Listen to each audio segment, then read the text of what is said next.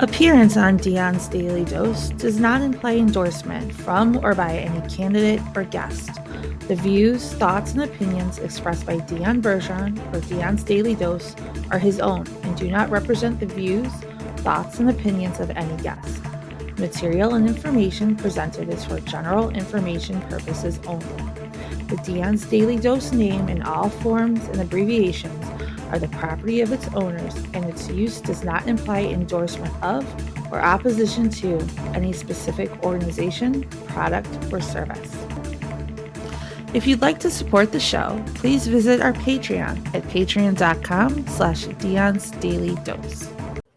Hey guys, welcome. Dion's Daily Dose here. So I got a lot to cover. But first, the Iowa Caucus. What do you guys think? I think it's a foregone conclusion. I don't see any of the other candidates being able to come close to Trump. Let's be honest here. But I don't know if you guys have been paying attention to the Iowa Caucus. Obviously, I meant to bring this up before, but I'm going to go ahead and throw this on screen here. We're going to look at current Iowa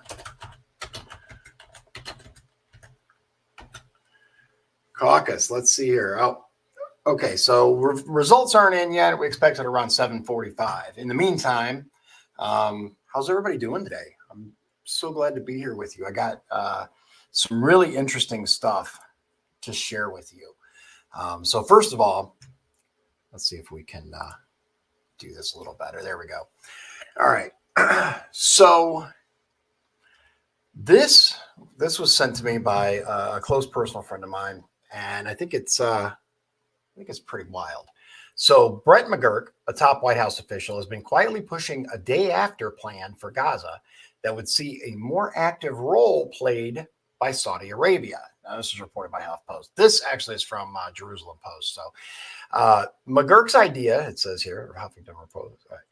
McGurk's idea for Gaza's future would involve reconstruction aid being sent by Saudi Arabia and possibly other wealthy Gulf countries to pressure Hamas and the Palestinian Authority to step down so that new leadership could take power. The new leadership would have a less volatile relationship with Israel, and in exchange, Israel would accept a more limited role in Gaza. Well, you think that's going to happen? The plan would require the long-desired normalization of relations between Saudi Arabia and Israel, the Post wrote. U.S. President Biden has followed his predecessor's footsteps, stating the pact's potential benefits for the region. Unnamed experts told the Post that Saudi Arabia would struggle to embrace Israel given how Arab states have publicly and deeply aligned themselves with Palestine. One of the most controversial aspects of McGurk's plan is the timeline of only 90 days. 90 days, 3 months, they want to get this done. I don't see that happening in 3 months, but, what do you guys think? Next on the list. So this I found, whatever, go away. Come on. Hold on. I gotta apparently turn off my stupid ad blocker. Corner. Okay.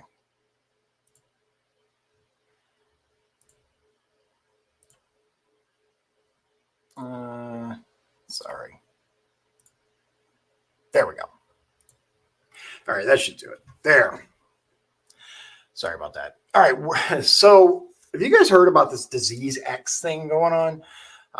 Apparently, they met in Davos to thrash out this plan to protect against this hypothetical pandemic, right?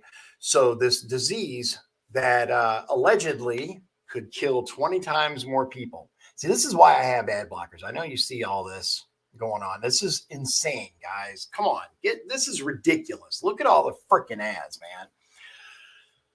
So they met or are set to meet. This was today, updated. So they're set to meet this week, and it's led by the WHO. I can't even pronounce his name. Tedros guy will debate novel efforts needed to prepare healthcare systems for the multiple challenges ahead at a session called Preparing for Disease X at the World Economic Forum. Now, I don't know if you guys have seen, but Congress actually introduced this so-called Disease X. I have to find it, but this so-called Disease X legislation. I had it pulled up and I can't find it right now. That's okay. A hypothetical, currently unknown pathogen. It was added to the WHO's list of 9 priority diseases in 2018. Now, if it's hypothetical and unknown, why is it already added to the list of priority diseases? This guy will be joined on Wednesday by Michel Demare, chair of the board of pharmaceutical giant AstraZeneca, because, we can trust them.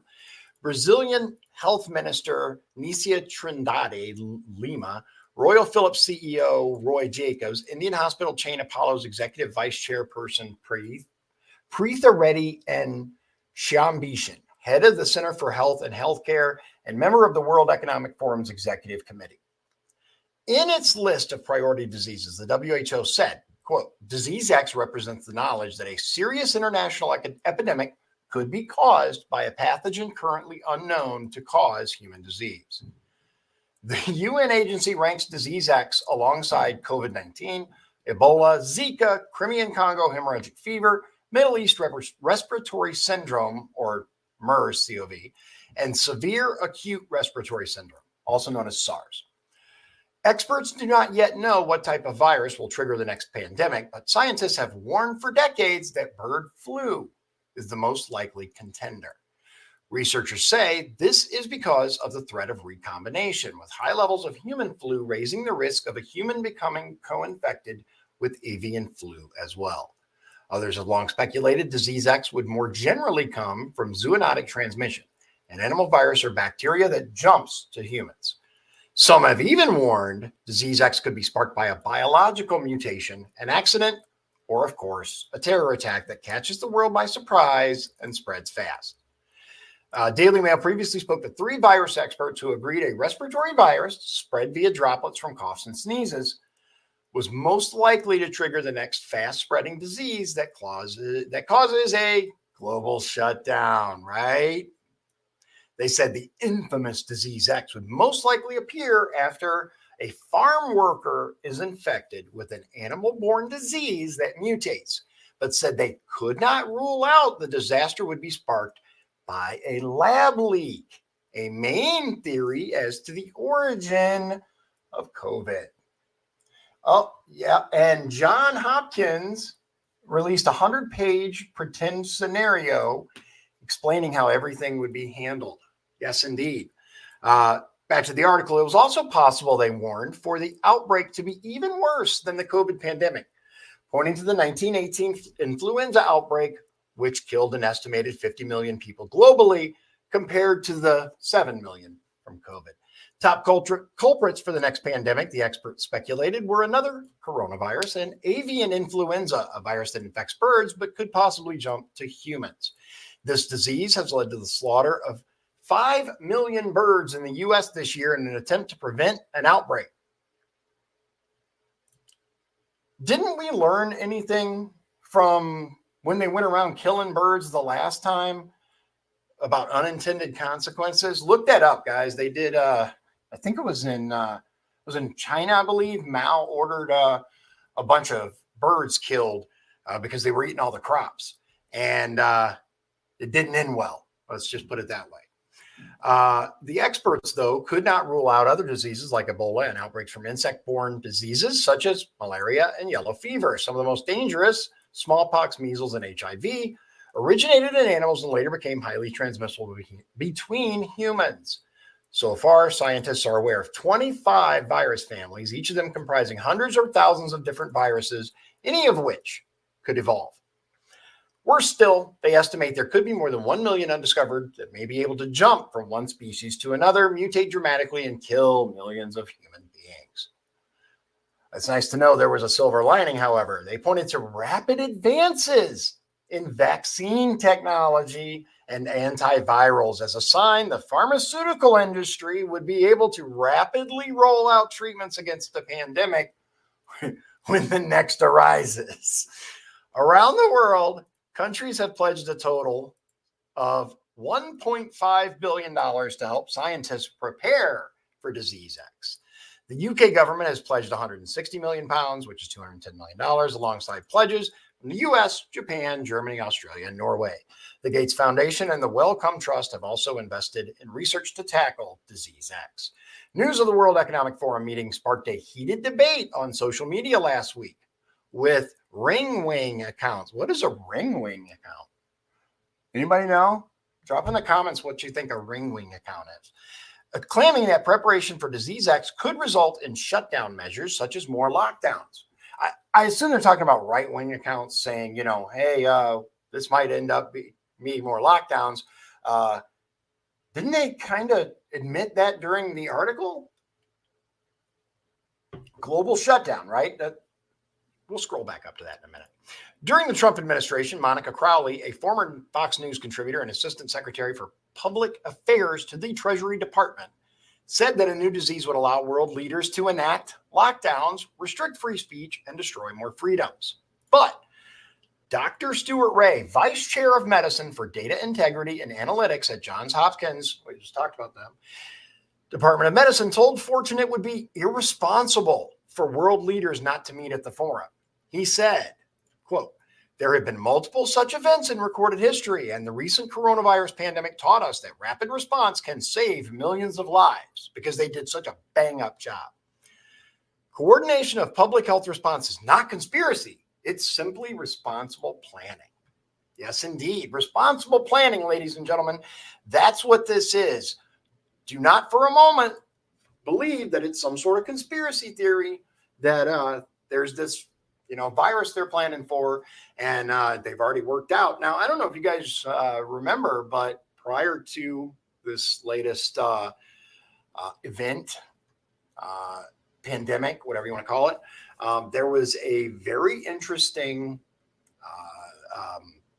scenario run. It's kind of wild how those seem to, they run this scenario and they go, well, what if this happens? This is what we're going to do. And then suddenly something happens, and then it's kind of interesting how that works. So let's refresh this. I got to do that because there we go. So here is an absolutely wild story. I'm going to share this with you. Here we go. You ready? Okay.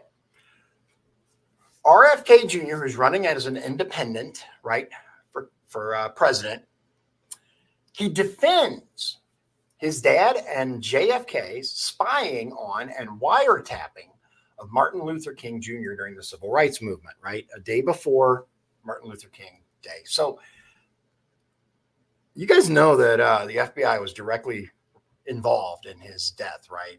I said to my friend, I'm like, he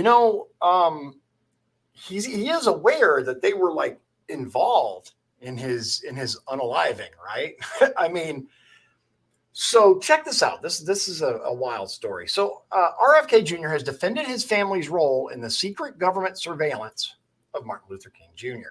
Kennedy's comments came on the eve of the MLK Jr. holiday on a campaign stop in Atlanta. He defended his father, Robert F. Kennedy, and JFK, his uncle, for permitting the eavesdropping, calling it a necessary step amid the political tensions of the area. Now, I just want to stop real quick right here, because this is the kind of thing that really, really concerns me about some of these people running for president. And RFK is an example. If he's okay with that, right? If he's like, no, that was necessary, that was needed, then he's okay with unwarranted surveillance of American citizens. He's okay with tracking you. He's okay with keeping an eye on you. The wild part to me is this is the guy, he's been very, very vocal about certain aspects of our government, about the negative things associated with it. And he's talked about how, in his opinion, vaccines cause certain problems, right? This doesn't sound like somebody who would normally be okay with government surveillance and things of that nature, but I wonder if it's his family. Let's find out. The FBI began wiretapping King's home in Atlanta on November 8th, 1963, with then AG, Attorney General Robert Kennedy's written approval. It remained in place until April of 1965, while another in his office stayed until June of 1966. Some contended the probe's premise was to prove that King was a communist threat. But unsealed documents revealed it was the March on Washington a few months earlier that ruffled the Kennedy administration's feathers. The 260,000 strong display and King's accompanying "I Have a Dream" speech caused the FBI to brand the civil rights leader as demagogic and the most dangerous, or I say black man, of the future in this nation. They went on to build the probe an in-depth look into King's communist links before simply just spying on him instead. There's some pictures here. So, where are we at? There we go. Speaking to Politico, the long-shot presidential candidate argued that his dad and uncle permitted the eavesdropping due to the early 60s political climate, and thus should be looked at with some leniency. They were betting not only the civil rights movement, but their own careers, said Kennedy. He's 69.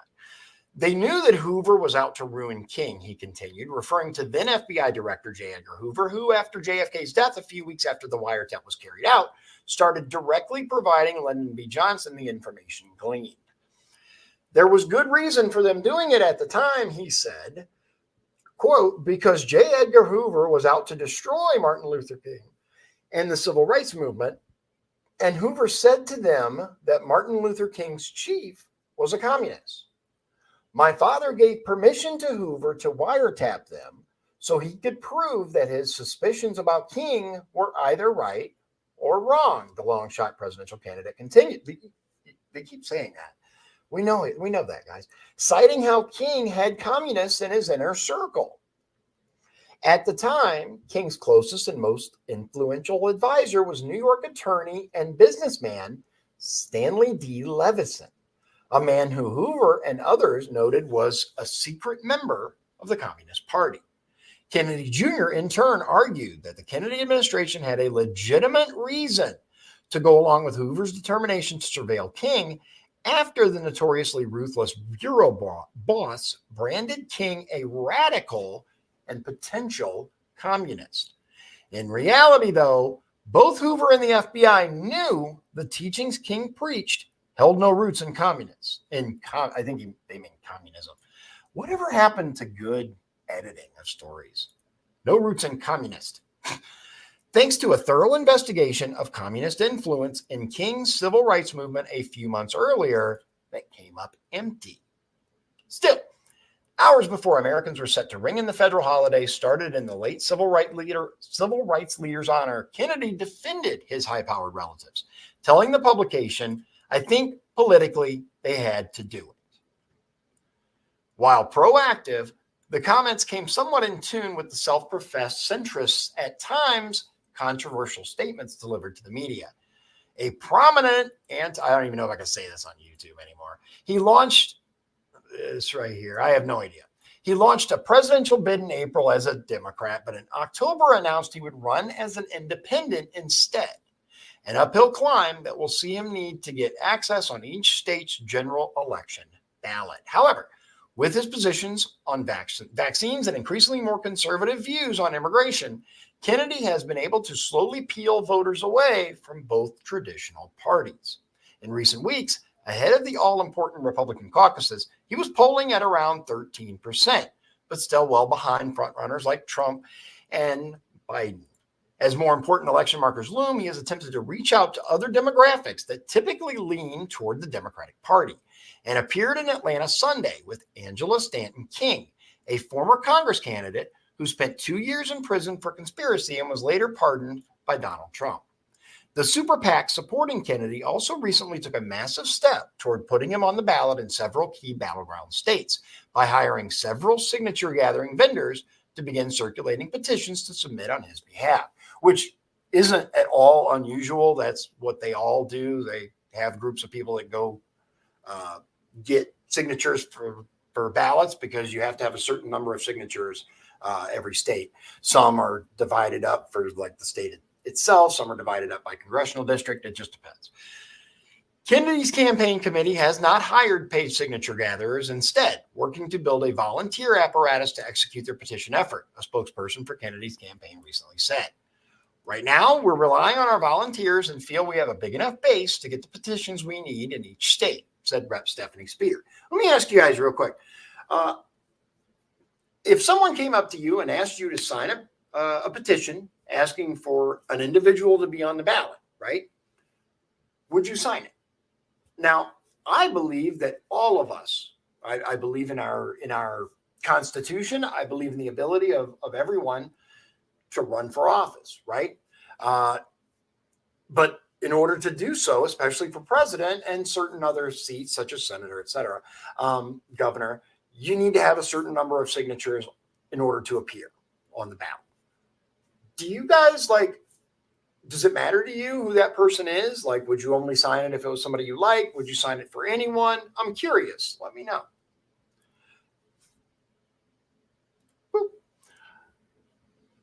If we do need paid petitioners, we'll absolutely engage in contracts, they said.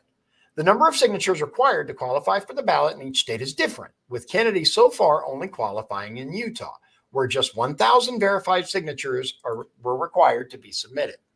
He has yet to qualify in Georgia, the state where King lived, or Tennessee, where the storied preacher was killed less than 2 years after the feds pulled the probe after only finding details about King's personal life.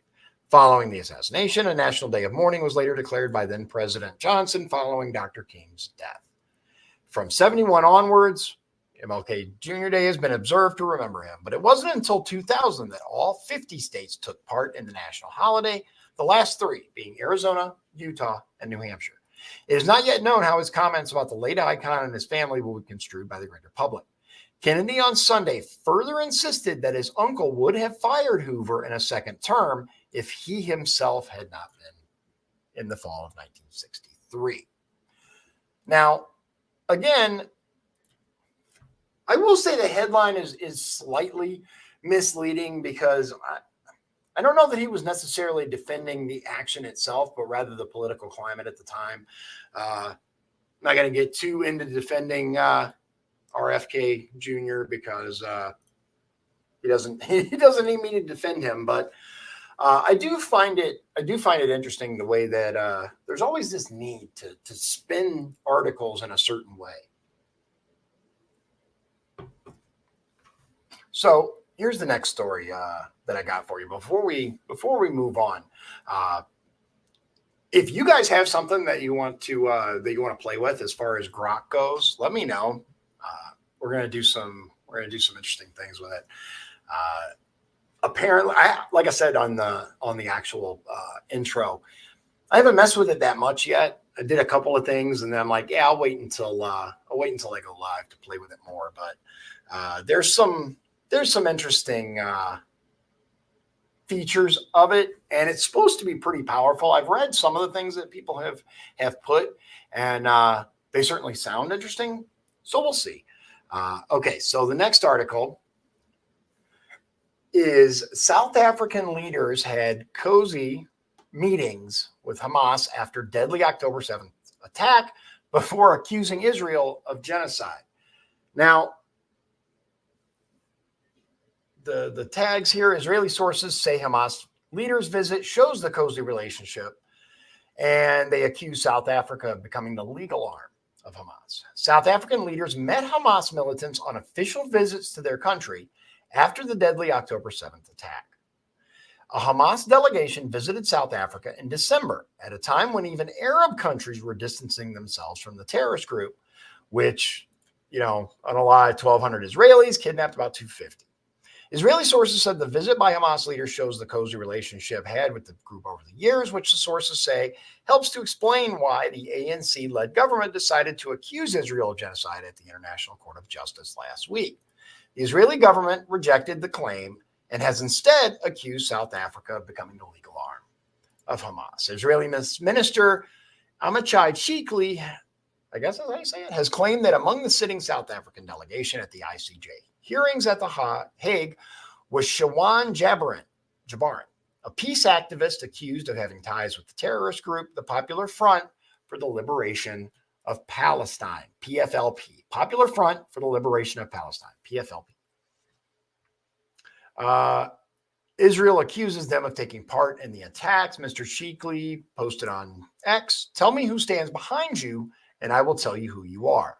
Spotted at the bench of South Africa at ICJ, Shawan Jabber.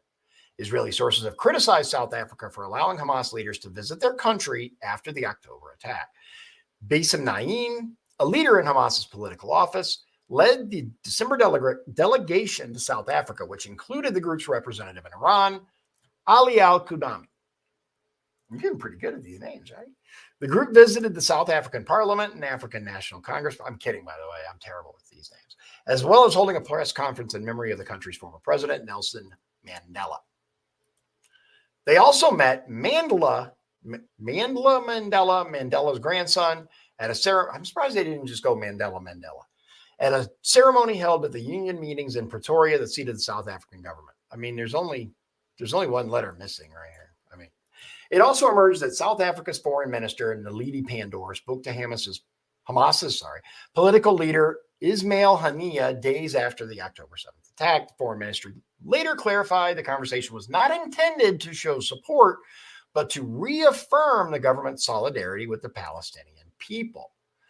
Let me ask you guys, do you believe that there's a separation? Because a lot of the things we're being told by traditional media outlets are that the two are inseparable, that, Hamas is Palestine and Palestine is Hamas.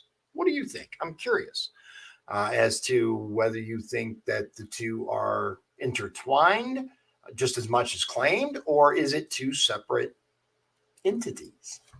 Is Hamas just a group that happens to be representative of Palestine? A statement from the ministry read, Minister Pandor and the Hamas leader Haniyeh discussed how to get the necessary humanitarian aid to Gaza and other parts of the Palestinian territories. South African government's apparent support for Hamas has divided both politicians and the public. Two victims were Jews who were South African nationals. That's it. Yeah. Interesting, right? I find that very, very interesting. Not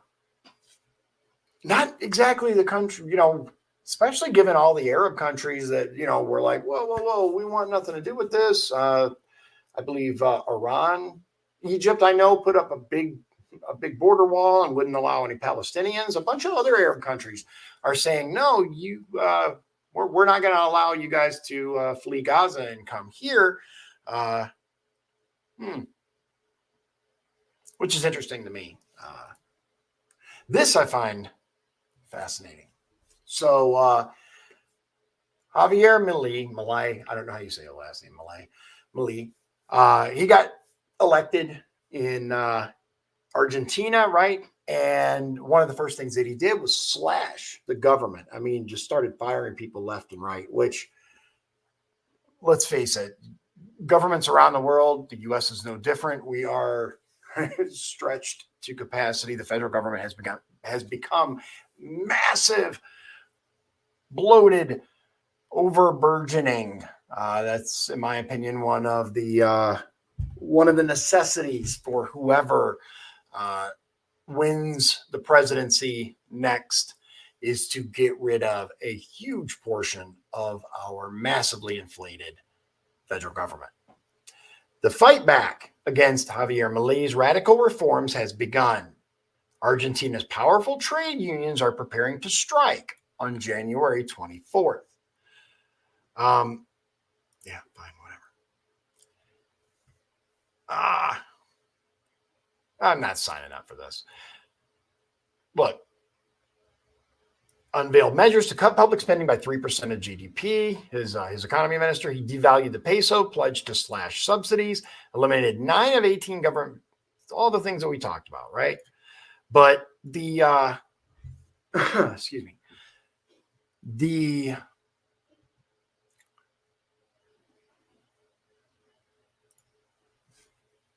trade unions are going to strike. That's their big plan, right? To stop Mali from implementing all the things that he wants to do.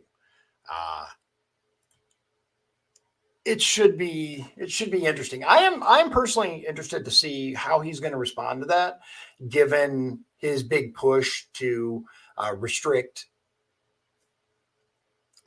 government benefits to those people that are engaged in protest, etc. It should be interesting. I'm not gonna sign up to pay for any of this stuff. It looked like it was gonna work before, but that's fine. So this, as we've seen, the current administration has absolutely no problem with destroying your constitutionally protected right to free speech. State Department funnels cash to foreign group to fight, quote, disinformation amid GOP censorship scrutiny. The Biden administration is bankrolling a little-known foreign group to thwart disinformation in media.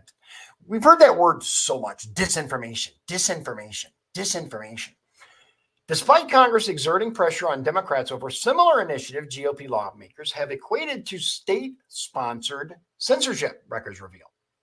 For a program running until May 2024, the State Department has pledged $24,000 in taxpayer dollars to Estima, a nonprofit organization in the Southeast European country of North Macedonia, to build capacity and resilience among media and journalists to address foreign disinformation and strengthen the media space against malign influence, according to financial disclosures. Estima, which employs ex-North Macedonian government aides in the landlocked country of around 2 million people, has also partnered with the State Department's Global Engagement Center, an office facing congressional investigations following reporting from the Washington Examiner on it funding the London-based Global Information Index, aiming to strip revenue from conservative media outlets. It goes into more and more, but I'm not going to waste a bunch of time on that just because is this a surprise at all? We literally had them try to create the Office of Disinformation, Big Brother's version, or the Biden administration's version of Big Brother, the Ministry of Truth. And I don't know why anybody would be even remotely surprised that now they're bringing in outside agencies, giving money to foreign countries, of course, to police information online. It's nuts, guys. I mean, come on. Do we really need this? Oh yeah, I gotta fix this real quick. Give me just one quick second.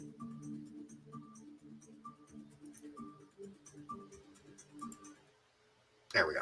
All right. So this one hits closer to home. This is from our state here in Indiana, and I'm going to show you what we got here. Now, first of all, a little bit of background here.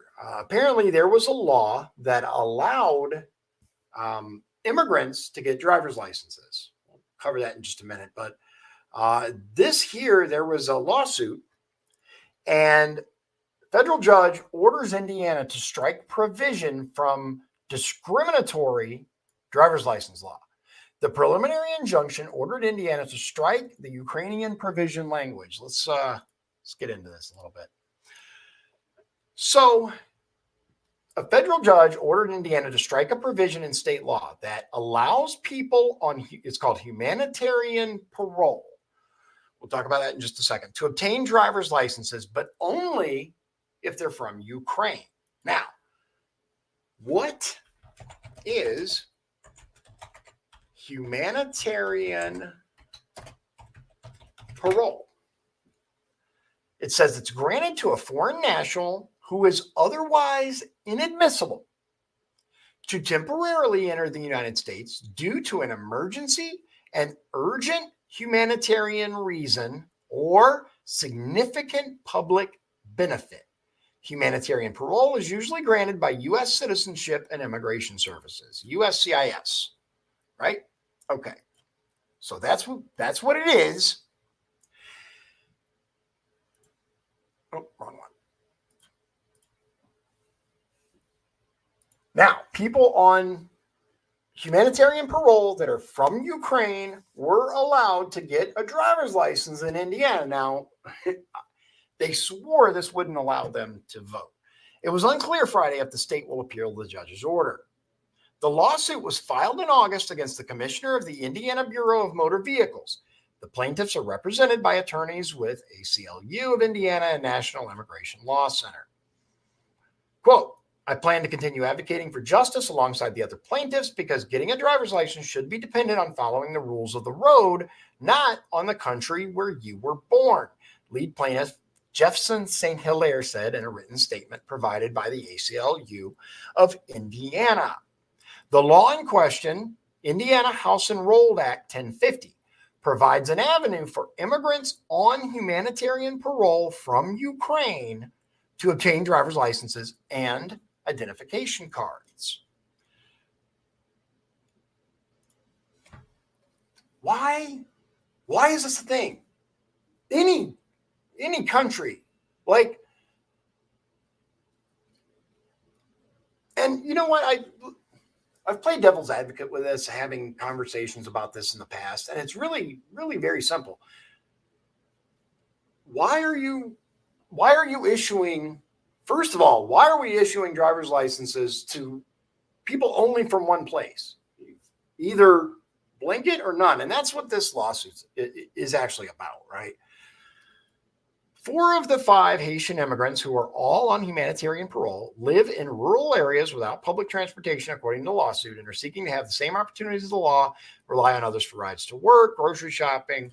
The final one is a minor who wants an ID card. Attorneys for the Haitian immigrants have argued the law violates the Civil Rights Act of 1964 and the Equal Protection Clause of the U.S. Constitution. It also creates its own immigrant classifications, which is an authority reserved by the federal government, they contend. The AP asked the Indiana Attorney General's office, who is representing the commissioner, whether the state will appeal. In a November court hearing, attorneys for the state argued the law was adopted to mirror provisions in Congress's Additional Ukraine Supplemental Appropriations Act and therefore does not conflict with federal law or federal immigration classifications. Right, of course. One last news story that I want to touch on real quick before we move on. You guys see this? So you guys remember a little bit ago, not too long ago, there were these secret police stations set up in cities around our country, right? New York being one of them, where they would monitor people who came here from China, even American citizens, and use that as kind of a secret police force, right? To put pressure on them and do all kinds of really, really bad stuff. So the resident in chief rolled out the red carpet for these people. For Chinese communists who ran secret New York City police station, Secretary of State Blinken rolled out the red carpet Friday for Liu Jianchao, China's leading envoy and the architect of its global scheme to kidnap and silence anti-communist dissidents. Liu's Operation Fox Hunt included setting up Chinese police stations, including in New York, to find and extort dissidents. His trip to the U.S. was capped by the reception at the State Department by Blinken on Friday morning, the day after he met Biden's National Security Advisor, John Feiner.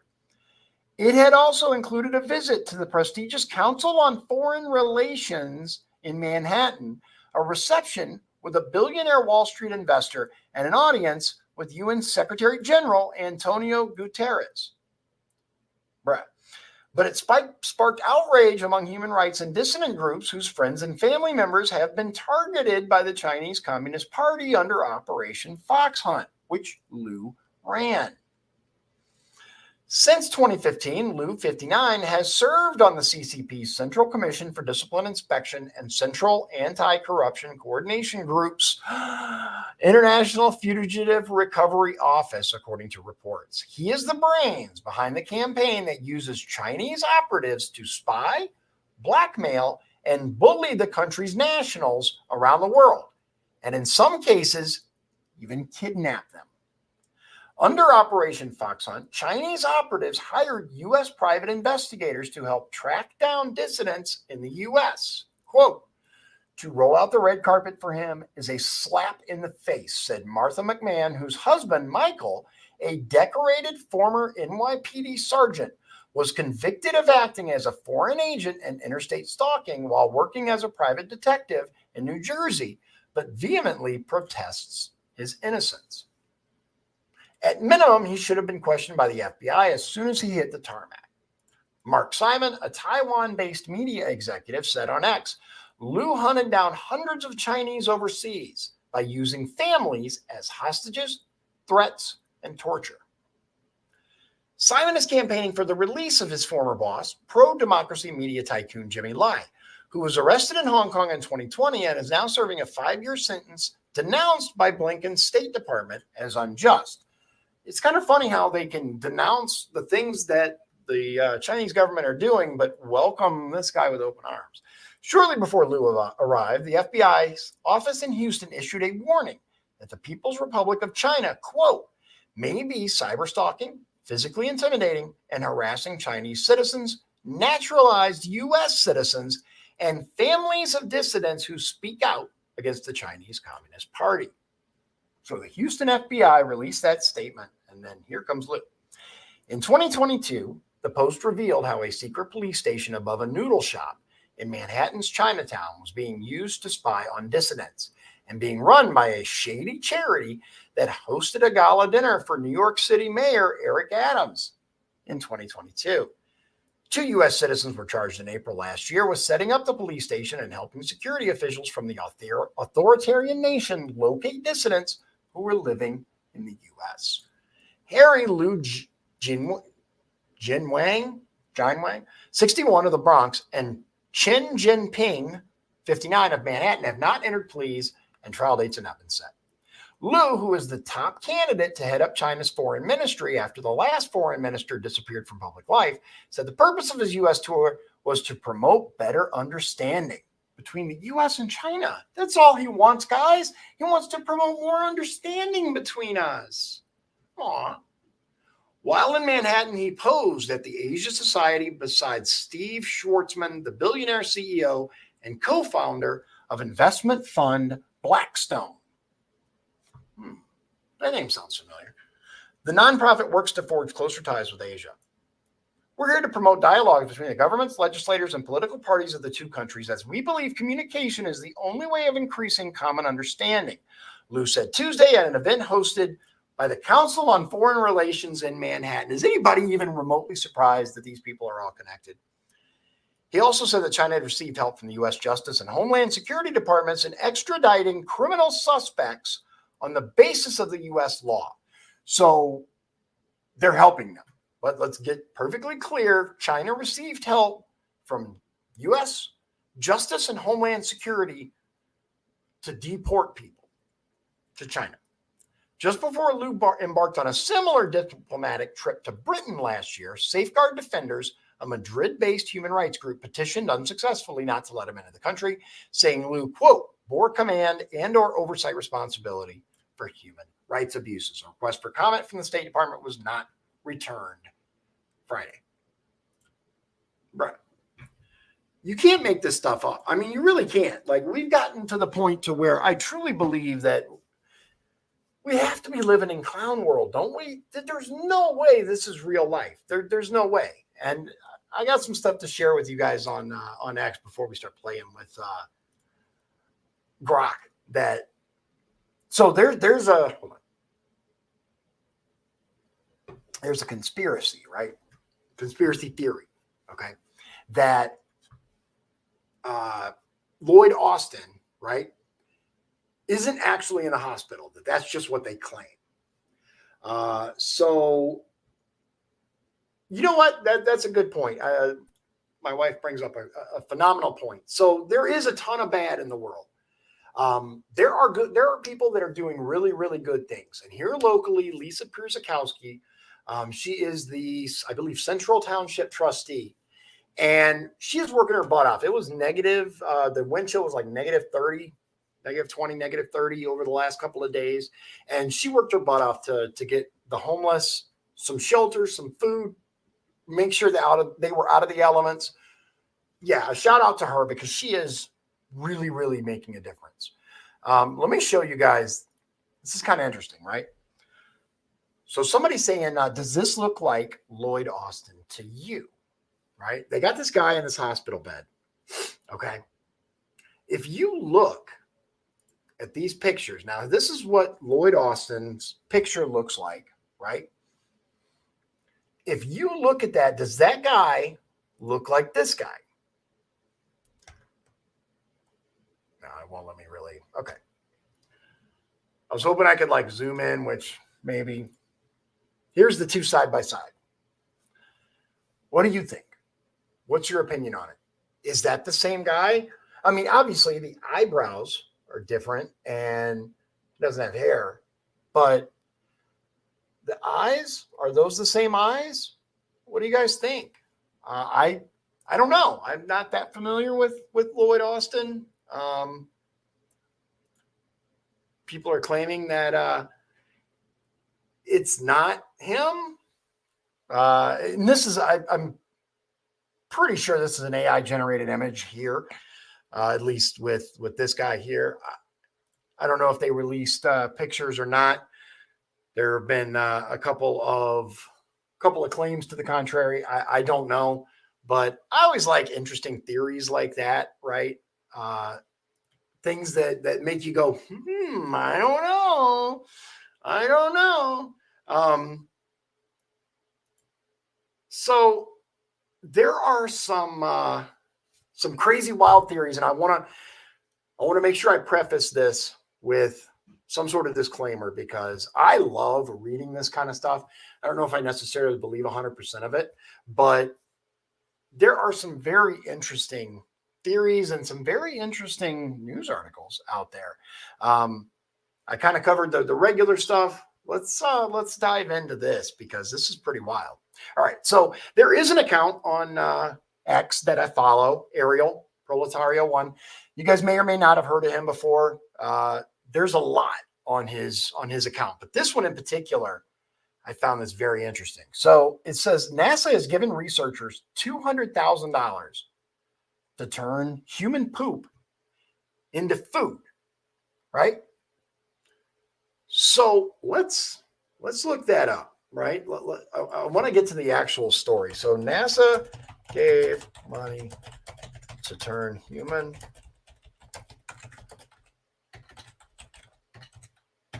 into food, right? Okay. So, oh yeah, here we go. So, boop, there are tons. Yeah, look at that. We've got NPR. Let's just hit NPR. Why not? Making space food with space poop. So here's why the blah blah blah. You can look it up for yourself. But here's the important part, right? So that's that they've obviously said is okay. They're perfectly okay with that. So if that's okay, then there's probably other stuff in there that is not so good, right? I mean, let's face it, the FDA is the agency responsible for the oversight on what we're eating. Do you guys trust the FDA? That's something you have to figure out for yourself. I know where I stand on it. So, hold on. How do I get to my...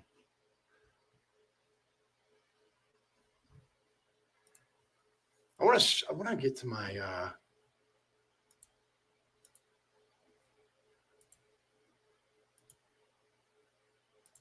There we go. Okay. I figured it out. All right. So let's see here. So I have a question for you guys. This is an interesting take, right? And it might get me, who knows? It might get me some heat, right? But let's see. This guy says Adolf Hitler, right? He was a painter, as everybody knows, right? He says evil is incapable of creating beauty. So that actually made me come up with the question. So other than right, Adolf Hitler, can anyone name a known evil entity that created beauty, right? Art of some kind, paintings, sculptures, anything. Now, there are some serial killers. John Wayne Gacy actually, I guess, used to paint clowns. Let's go to Grok and ask, because were there any, well, let me put in what I put in before.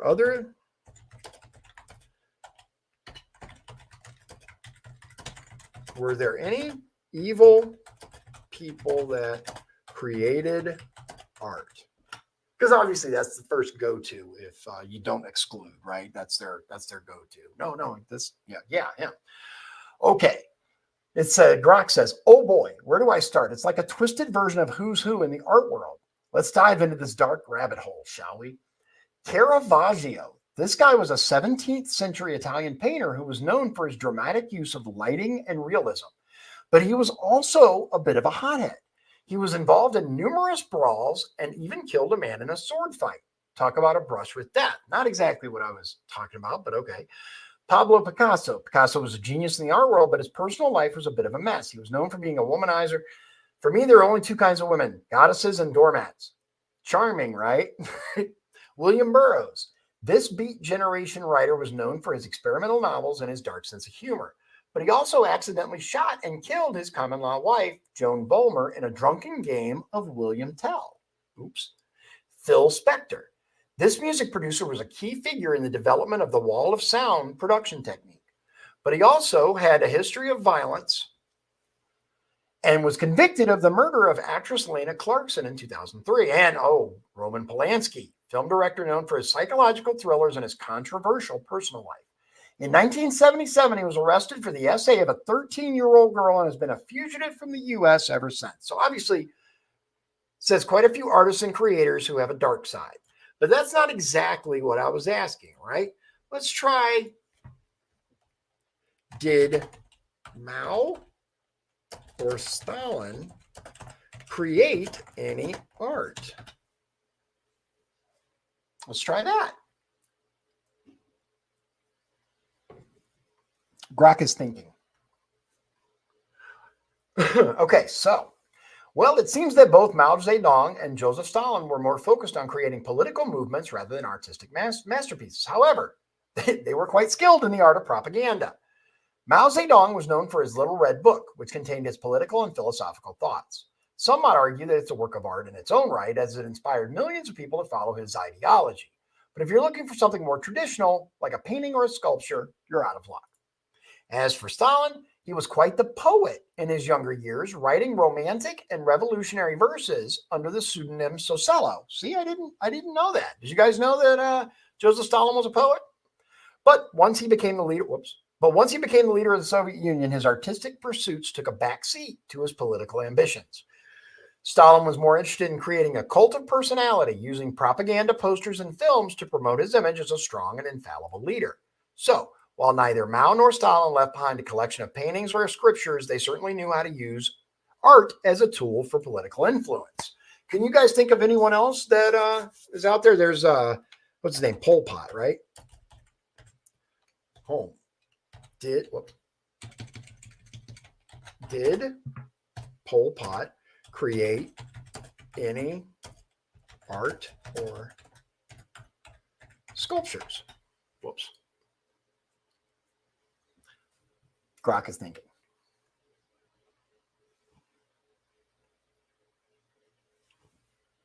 Pol Pot, also known as Salah Tsar, was the infamous leader of the Khmer Rouge. How do you say that, by the way? Khmer Rouge, and the prime minister of the Democratic Kampuchea from 76 to 79. While he is primarily known for his role in the Cambodian genocide, there is no evidence to suggest that he created any art or sculptures.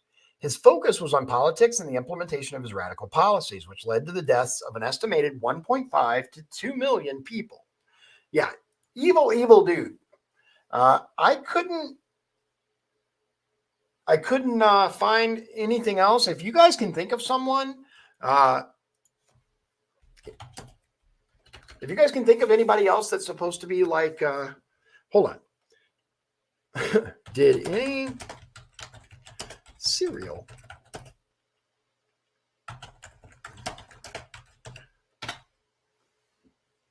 let's try that. In the meantime, my better half says, Phil Spector tormented his wife Ronnie from the Ronettes, a popular band, causing her to flee, and he turned their kids against her. Threatened to keep her trapped in a glass coffin. Dude, that's wild.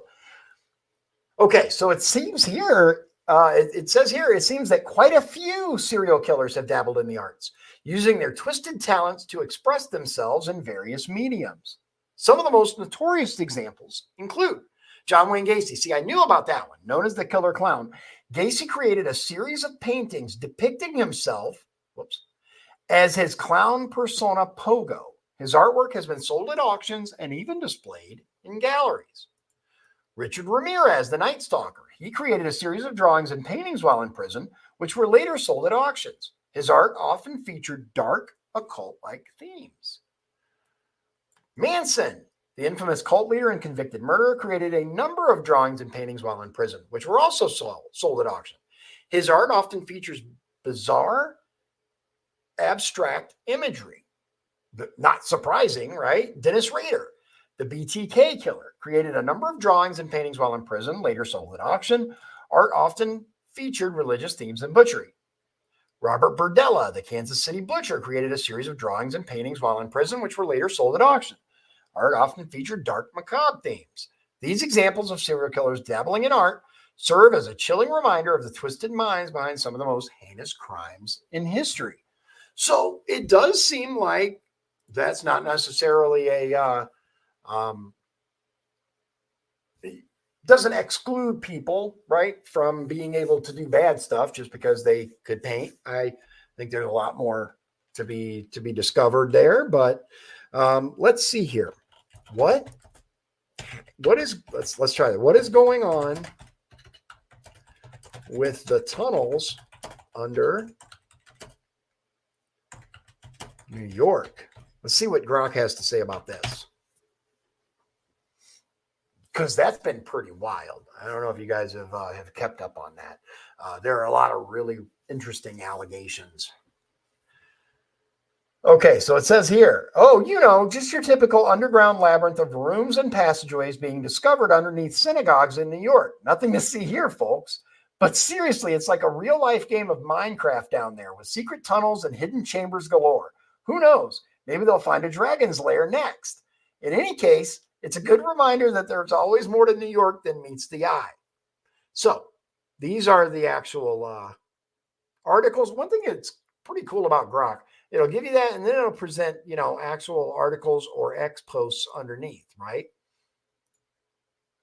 So what do you guys think? What do you think about these tunnels? Is there more than meets the eye here? There's a lot. Now, here's the question. Hold on.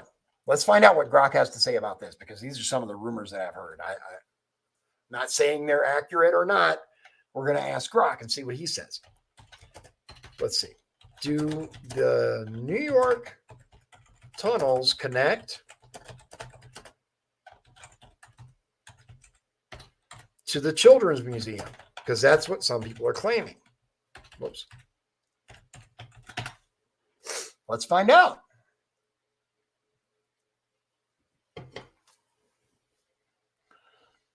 Well, it seems like there's a bit of a conspiracy brewing on X about the mysterious Jewish tunnels in New York City. Some users are claiming that these underground passageways are connected to the local children's museum. Can you imagine that? A secret tunnel leading from a museum full of innocent children straight into the lair of the mysterious Jewish cabal.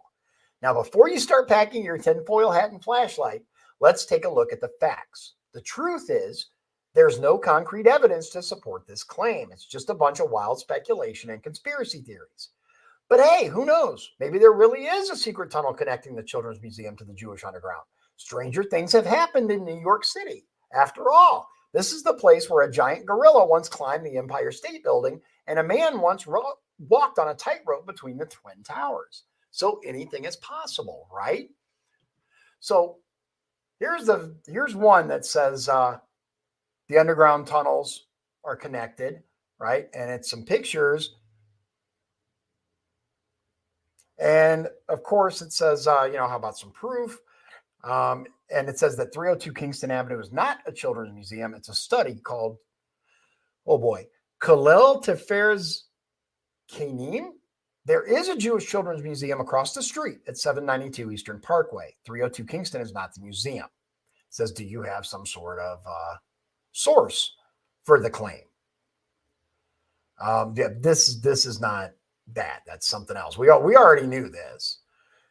And of course, that. So let's go back to here. What else we got? Let's see here. Using geomapping, one of the tunnels exits near.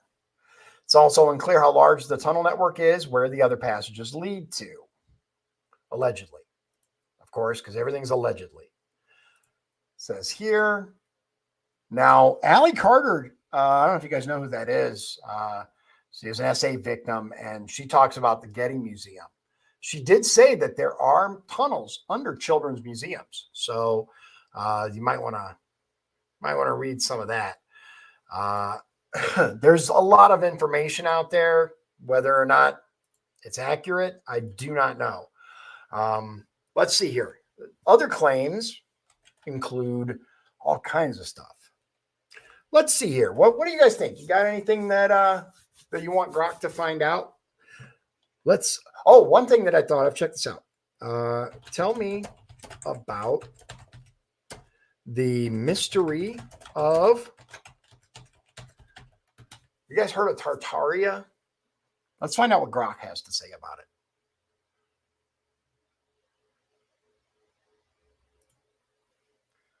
Well, you know what they say. The past is a foreign country. They do things differently there. And when it comes to the mystery of Tartaria, that saying couldn't be more true. Once upon a time, in a land far, far away, or maybe not so far, depending on your perspective, there was a place called Tartaria. This mysterious land was said to be filled with advanced technology, grand architecture, and a rich culture that would make even the most sophisticated civilizations of today blush. Now, you might be thinking, well, that sounds like a pretty cool place to visit, but here's the kicker. Tartaria is shrouded in mystery and controversy. Some say it was erased from history, while others believe it was a grand conspiracy to hide its true nature. As for me, I'm just an AI with a penchant for humor and a love for the Hitchhiker's Guide. But if you ask me, the mystery of Tartaria is like a giant puzzle with half the pieces missing. It's a fascinating tale that has captured the imaginations of many, and it's a reminder that there's still so much we don't know about our own history. So if you're ever feeling adventurous, grab your towel and embark on a journey to uncover the secrets of Tartaria. Just remember, bring a sense of humor and an open mind, because you never know what you might find. So the towel reference is from Hitchhiker's Guide to the Galaxy. If you guys don't know Hitchhiker's Guide to the Galaxy, phenomenal book.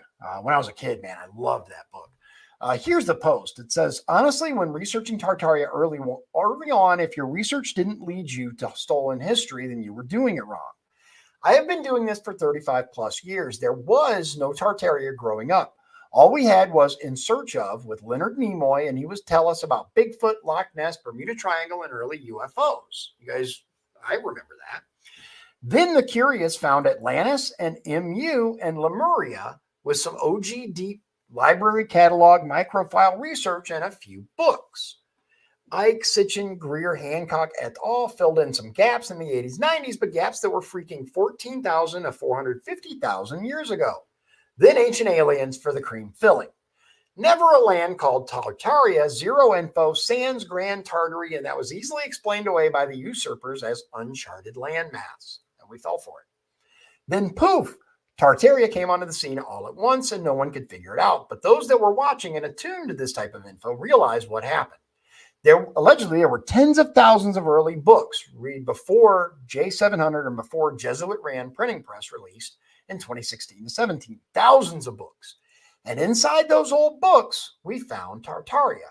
Really, Tartaria, I don't know, do you say it Tartaria or Tartaria? What do you guys think? Was in there screaming for thousands of years to get out like a gem in a bottle. And this Tartarian genie isn't going back in the bottle anytime soon. What do you guys think? This guy says it's the documents the Russians released in 2016. I remember Sabatin saying they're releasing them in small numbers and it's related to history. We either fell for a psyop, fake maps for Tartaria, or fell for a psyop, faked official history. It says not just them or the CIA docs, the Library of Congress released tens of thousands all of a sudden after the 2016 election. We were meant to find this as part of the awakening, in my opinion, and the release was intentional from the less nefarious side of the breakaway civilizations. They have dumped info many times throughout our past to divulge this type of info. We just have to be tuned in to receive it, right? So what do you guys think? Is there something to that? Let's take a look here. Show me maps of Tartaria.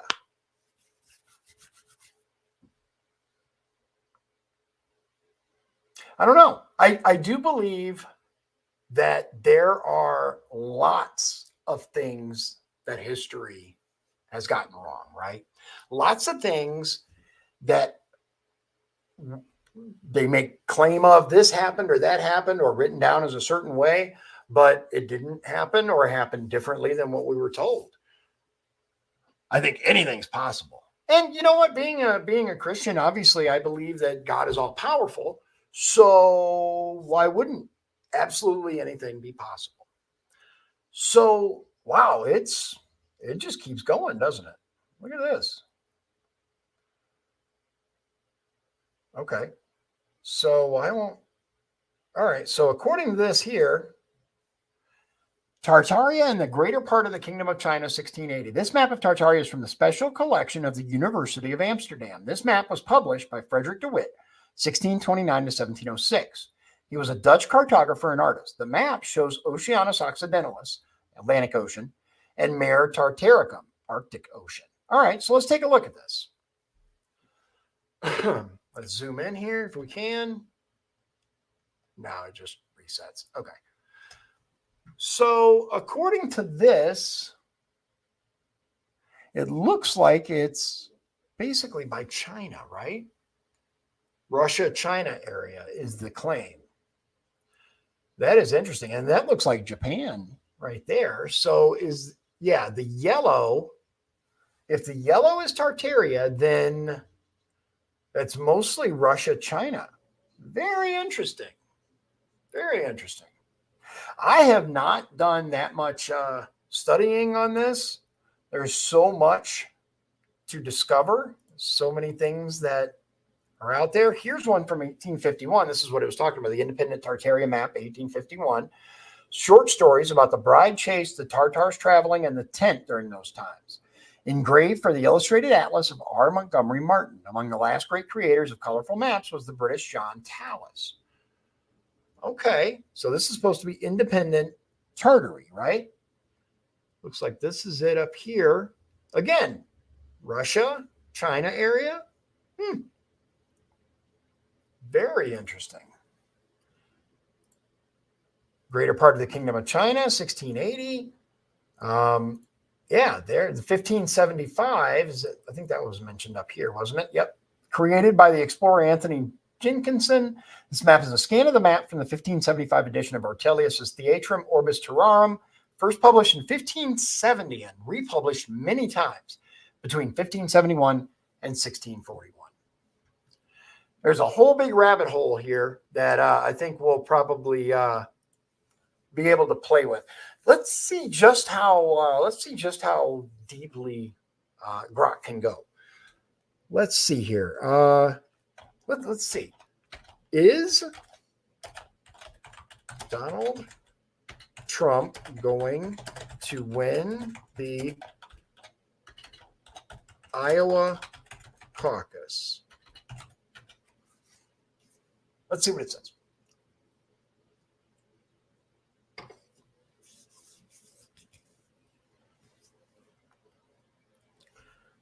All right. So, of course, Grok says it looks like Donald Trump has a strong chance of winning the Iowa caucus. Recent polls and sentiment on X suggest that he is leading the race and has a good chance of securing a victory. However, nothing is certain until the votes are counted, so we'll have to wait and see what happens on caucus nights. Something to think about as caucus results come in, this guy says. Donald Trump has dominated Iowa while barely setting foot in it, writes this person. Let's see here. Blah, blah, blah, blah, blah. Easily win Iowa caucuses. This person claims that Vivek is going to come in number 2. What do you guys think? Let's talk about Vivek Ramaswamy for a moment. So, I'll move my microphone over here.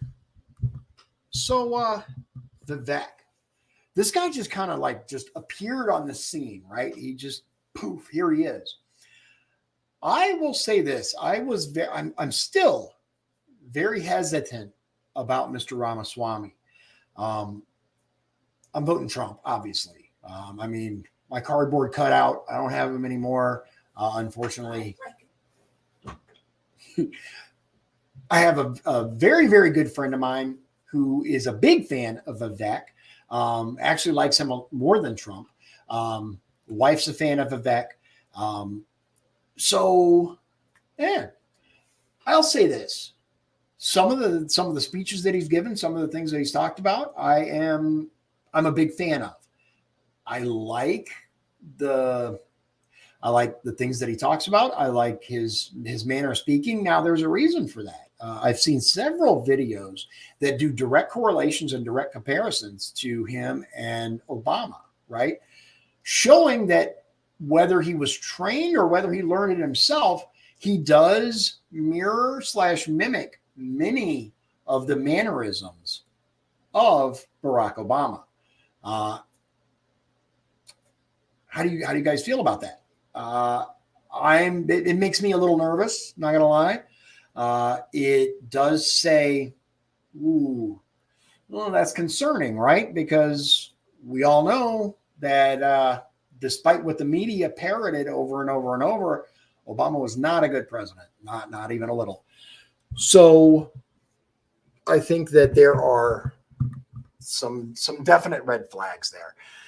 If you look into it a little more, there is also a significant amount of evidence that some sketchy people are funding his campaign. And he has made a very great deal of money on some of the technology present in the current vaccines, the mRNA and things like that. That's basically how he made his fortune. So there are some concerns. I'm very, very, very cautiously looking. And if you guys saw the recent little spat between him and Trump, so Vivek basically had these shirts made. I'm sure. Let's see what Grok says about it. Hold on. Let's try this. What is going on? Let me share the screen so you guys can see what I'm putting in here. Boop. What is going on between Vivek let me make sure I spell this right. Ramaswamy and Donald Trump. Let's see what Grok has to say about this.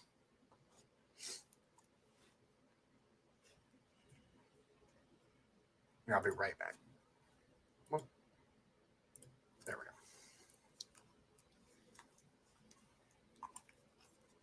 Okay, it says, well, it seems like there's a bit of drama brewing. Yep.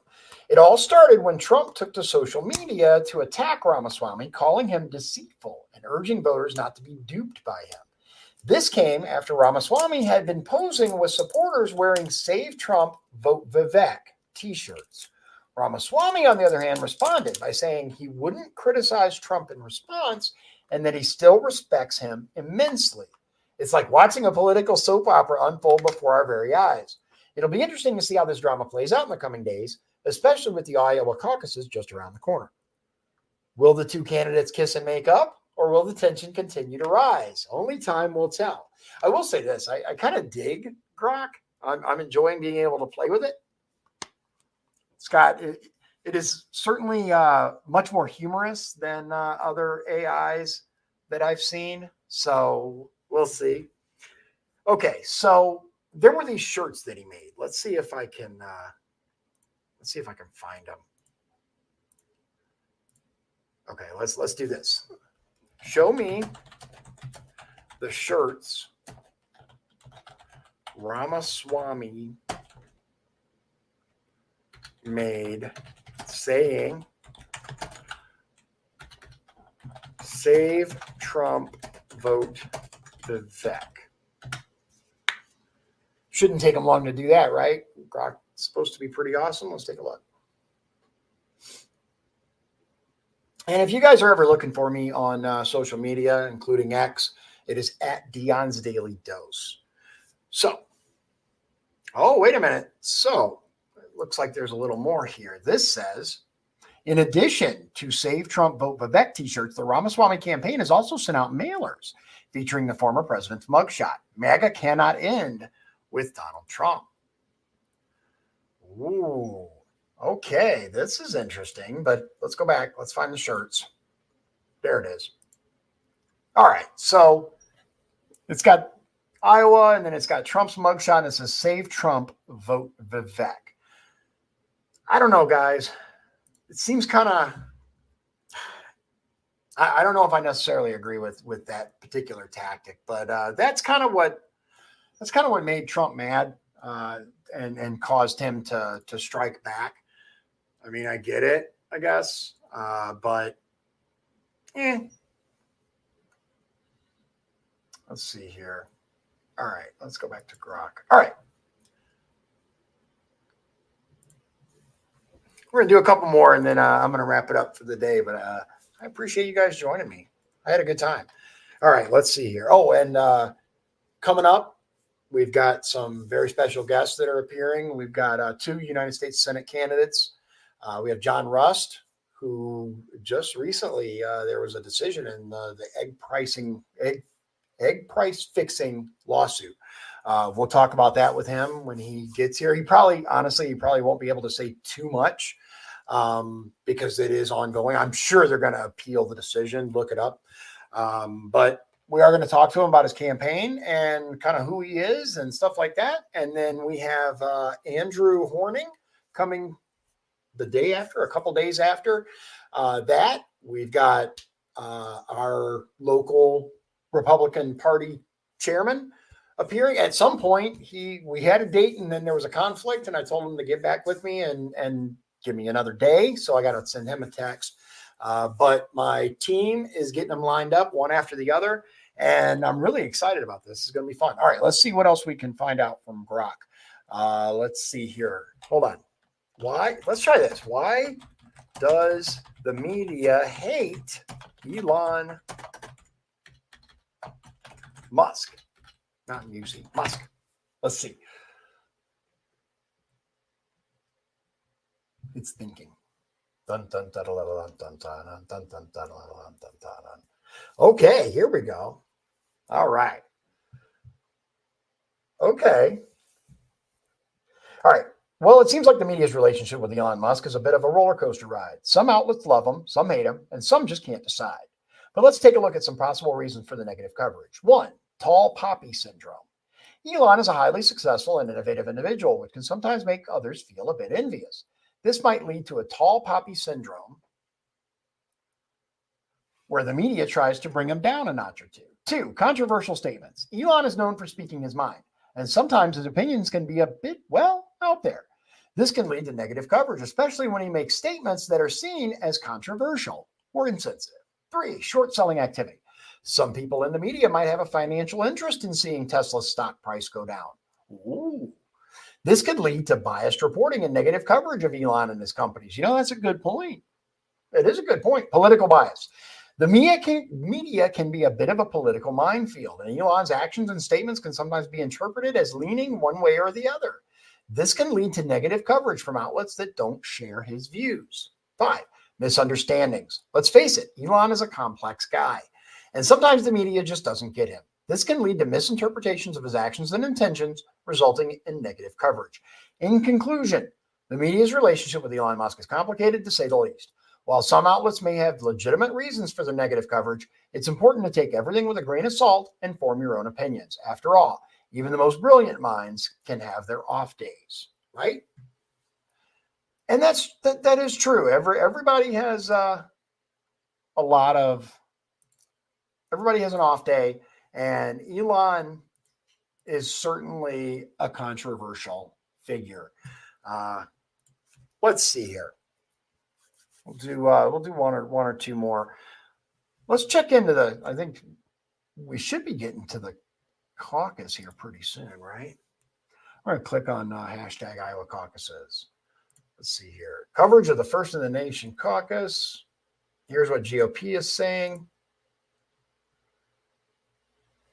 No, I don't want to sign up with anything. It might be midnight that we have every single piece of data come in. Interesting. So yeah, it's going to be a while. I will obviously post it when we get to it.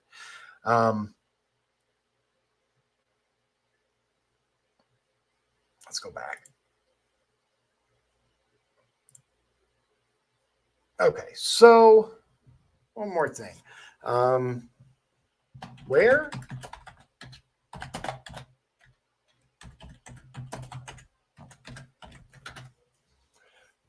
is Lloyd Austin? We covered it in the little conspiracy about him. Now there is a claim, I believe, from Russia that claims that a airstrike in Ukraine actually was responsible for his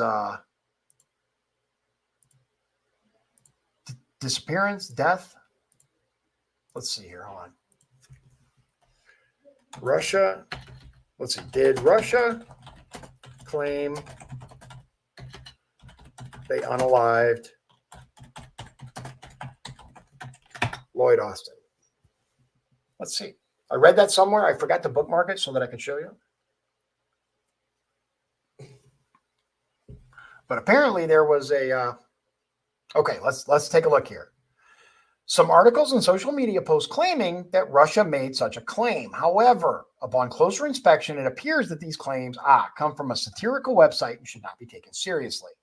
Now let's look at the facts. As far as we know, Lloyd Austin is alive and well. In fact, he was recently hospitalized due to complications from prostate cancer surgery, but is expected to make.